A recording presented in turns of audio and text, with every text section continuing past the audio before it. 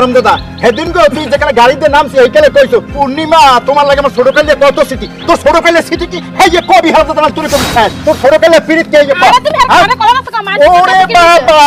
না করো নাকি একটা দরদ উঠলেই যাচ্ছে তোমার এই লোকে তো কই বাসা ঠিক করে কই দিলাম করছি অশুভ বেডি আমি তো মাথা ঠিক কি করছি দেখছো আমার এই যে রঙ্গলীলা একটা ছবি তুললি যে একটা লঙ্গ ঢিলা আরে হয়ে গেছে বাবা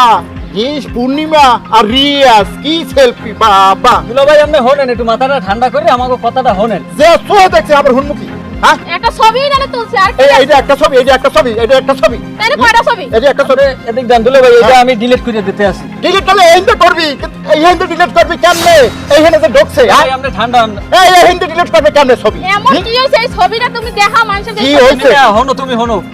কি তুই যে আন আমার সামনে খাড়াই আমার ওরে তুমি তামি করো তাহলে তোকে পিরিত কি আমি সেটা কি জানি না মনে করছি এ তো আমার বড় ভাই বুঝো না বড় ভাই না তোর বড় ভাই এলে তা তুই